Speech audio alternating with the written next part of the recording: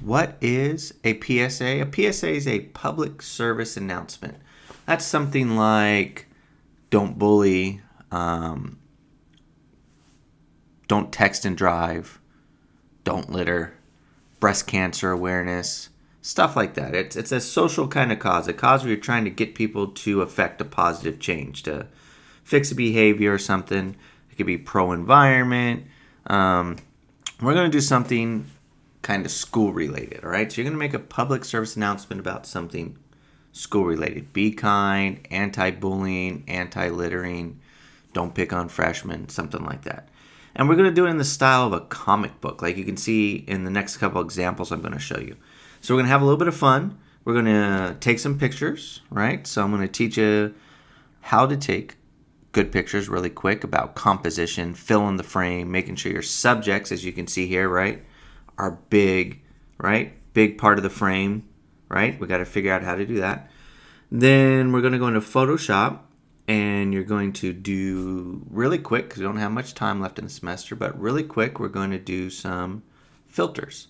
How do you use filters in Photoshop? And filters in Photoshop are going to give you this kind of comic book look, all right, this comic style. And we're going to create a kind of a poster, one page, with 6 panels. You're going to have 6 words, like a 6-word phrase for your PSA, 6 pictures to tell a story, and then you're going to have them inside of different size panels. You're going to create this comic style, going to add some color, you're going to have something fun.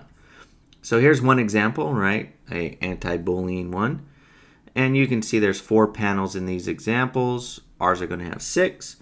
And you can have a variety of sizes and shapes for the individual panels within your comic book. Most of these are rectangular, right? But you can see some different styles here. Here's one where they got a little more creative with their shapes. So in the next tutorial, I'm going to show you in Photoshop how we can quickly create these panels. And you probably want to make the panels before you start, before you go and take your pictures, just so that you can kind of get an idea of the story you're going to tell and how they're going to fit within your PSA before you just randomly take random pictures. You want to have a purpose, okay? All right, so we'll check that in the next video, how to set it up in Photoshop.